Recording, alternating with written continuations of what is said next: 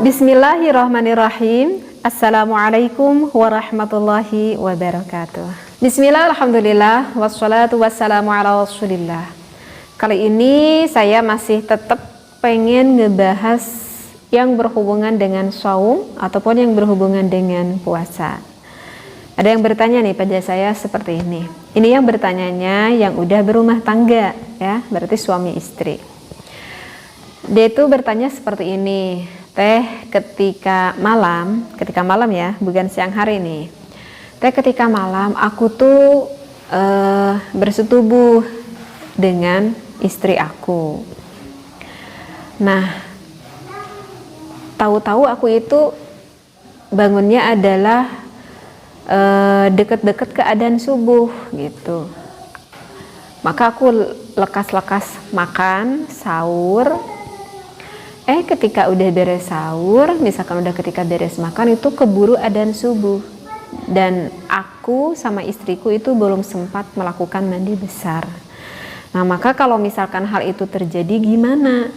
Puasa akunya sah nggak? Katanya seperti itu. Jadi, sekali lagi, yang berumah tangga ini, suami istri ini malamnya melakukan berhubungan, tetapi belum sempat melakukan mandi besar. Udah keburu adzan subuh, ini puasanya itu sah apa enggak katanya gitu. Nah, maka untuk jawabannya saya tuh ingat ya kepada hadis Rasulullah Shallallahu Alaihi Wasallam dari Siti Aisyah radhiyallahu anha. Jadi pada waktu itu ada seorang laki-laki nih yang sengaja datang kepada Rasulullah karena bermaksud ingin menanyakan sesuatu perihal tentang hukumnya. Dan laki-laki itu berkata kepada Rasulullah, "Ya Rasulullah, ini usbihu junuban." Ketika bangun pagi, aku itu berada di dalam keadaan junub yang Rasulullah, dan aku itu belum melakukan mandi besar. Tetapi wa ana uridu siyam. Tetapi aku itu mau bermaksud melaksanakan puasa. Itu. Maka gimana ya Rasulullah, puasaku ini sah apa tidak? Kata laki-laki itu berkata kepada Rasulullah. Maka Rasulullah pun menjawab apa yang dikatakan oleh laki-laki tersebut. Wa ana usbihu junuban wa ana uridu siyam. Kata Rasulullah, sama, aku juga pernah terjadi hal seperti itu. Aku tuh pernah ketika pagi berada di dalam keadaan junub dan aku belum melakukan mandi besar. Kata Rasulullah, dan aku itu bermaksud anak uridu siyam, dan aku juga sama bermaksud mau melakukan puasa. Terus Rasulullah melanjutkan kembali, fa'agtasil, ya maka aku cukup melakukan mandi besar saja, wa asum, dan aku berpuasa. Jadi udah bisa dipahami ya di dalam hadis ini, kata Rasulullah, fa'agtasil wa asum, ya aku tinggal mandi besar aja dan aku berpuasa. Seperti itu. Nah, ketika Rasulullah menjawab itu kepada laki-laki tersebut, laki-laki tersebut itu mengatakan lagi kepada Rasulullah, ya Rasulullah, innaka lasta mislana, tapi engkau itu ya Rasulullah enggak sama seperti kami. Engkau itu adalah seorang Rasul. Qad aghfarakallahu ma taqaddama min dzambika wa ma ta'akhkhar. Kata laki-laki tersebut, engkau adalah seorang nabi, engkau adalah seorang Rasul, maka dosamu yang terdahulu ataupun dosamu yang akan datang itu semuanya pasti akan diampuni oleh Allah. Sedangkan aku yang Rasulullah, apakah itu hukumnya tetap sama gitu ya? Jadi seolah-olah mengatakan bahwa laki-laki tersebut berpikir bahwa hukum ini hanya berlaku kepada Rasulullah tapi tidak kepada umatnya, sehingga lebih memperjelas akan pertanyaan itu kepada Rasulullah. Maka Rasulullah pun menjawab, dan agak sedikit marah Rasulullah terhadap laki-laki tersebut. Faghadiba Rasulullah Sallallahu Alaihi Wasallam, dan Rasulullah pun marah kepada laki-laki tersebut yang bertanya. Kata Rasulullah, wallahi, demi Allah, inni la arju an akuna akhsyakum wa a'lamakum. Kata Rasulullah, demi Allah, aku adalah orang yang paling takut kepada Allah, dan aku adalah orang yang paling tahu kepada Allah. Seperti itu. Jadi karena laki-laki tersebut berkata bahwa ya kalau Rasulullah kan pasti akan diampuni apa yang telah ia lakukannya itu, misalkan yang dilakukannya berupa dosa gitu. Maka Rasulullah dengan marahnya berkata kepada laki-laki tersebut, kamu tuh harus tahu bahwa aku adalah seorang utusan Allah. Meskipun aku sudah mendapatkan jaminan akan mendapatkan surganya Allah, tetapi aku adalah orang yang paling takut di antara seluruh makhluk kepada Allah Subhanahu wa ta'ala. Dan aku yang lebih tahu kepada Allah Subhanahu wa ta'ala daripada kalian semuanya. Seperti itu. Nah, jadi di dalam referensi hadis ini sudah bisa menunjukkan ya bahwa hukumnya itu adalah diperbolehkan.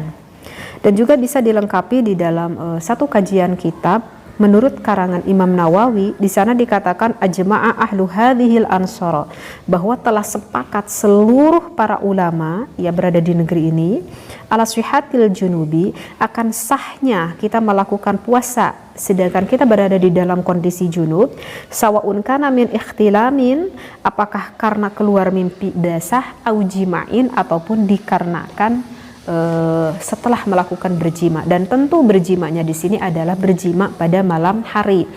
Maksudnya adalah bersetubuh pada malam hari, bukan bersetubuh pada siang hari. Karena kalau bersetubuh pada siang hari kan itu hukumnya adalah diharamkan. Ataupun misalkan kita melakukan mandi besarnya tersebut dikarenakan kita itu udah mimpi basah gitu ya.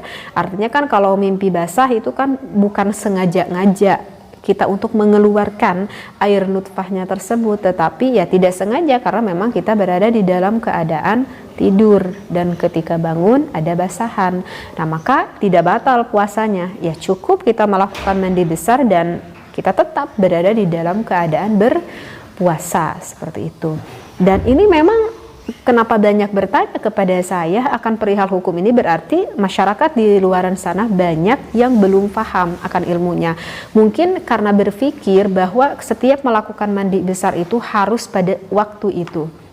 Maksud saya ketika sudah berhubungan dengan suaminya itu maka harus mandi pada waktu itu. Itu sebetulnya tidak ada kewajiban ya. Jadi kalau misalkan para suami dan juga para istri bersetubuh, sebetulnya tidak ada kewajiban harus melakukan mandi besar pada saat itu. Enggak ada kewajiban. Itu hukumnya hanya sunnah saja, bukan kewajiban. Misalkan ibu itu digauli oleh suami ibu misalkan sekitar jam 10 malam gitu ya. Misalkan jam 11 malam gitu. Apakah harus mandi pada saat itu? Ya enggak harus mandi pada saat itu. Begitu. Karena kalau misalkan dipaksakan mandi pada saat itu juga kan efeknya bukan kalakah bagus untuk badan kita gitu. Justru kalau menurut Kesehatan Tibun Nabawi, kalau misalkan kita mandi sekitar jam 4 sorean gitu ya, ataupun jam setengah 5-an lah, sampai sekitar jam 12 malam, itu efeknya kurang baik sekali kepada tubuh kita. Jadi kalau misalkan kita mandi maghrib-maghrib gitu, itu tidak akan membaikkan kepada tubuh kita. Justru yang dianjurkan itu adalah mandi ketika sekitar jam 12 malam ke sana. Misalkan kita mandi jam 1, jam 2, itu bagus sekali ya, sebelum subuh lah artinya. Justru kalau kita terbasahi kepala kita pada saat itu, maka itu akan menjadikan salah satu kecerdasan untuk akal kita, untuk otak kita gitu. Jadi sekali lagi tidak diwajibkan harus melakukan mandi pada saat itu. Kalau misalkan kita bersetubuh dengan suami ataupun dengan istri kita, hanya saja hukumnya sunnah. Tapi gimana nih misalkan aku tidur itu membawa hadas besar gitu ya, maka bisa dilakukan kita berwudu saja. Kalau misalkan kita nggak mau pengen melakukan mandi pada saat itu, maka bisa diganti dengan berwudu saja. Dan nanti ketika subuh kita bangun ya baru kita melakukan mandi besar gitu. Nah kalau misalkan kita nih contoh sedang berpuasa gitu ya, misalkan saya yang bayangin itu ibu-ibu gitu ya, misalkan ketika bangun misalkan jam setengah 4 gitu ya, dan ibu-ibu tuh berpikir kalau aku mandi dulu aku tuh belum masak, aku tuh belum ngebangunin anak-anak, aku tuh belum nyiapin ini itu gitu, dan aku tuh takut nanti pada kesiangan anak-anak karena aku belum ada persiapan. Sehingga apakah boleh bagi ibu-ibu tersebut lebih memilih untuk mempersiapkan imsak keluarganya daripada melakukan mandi besar dulu? Maka itu hukumnya boleh ya.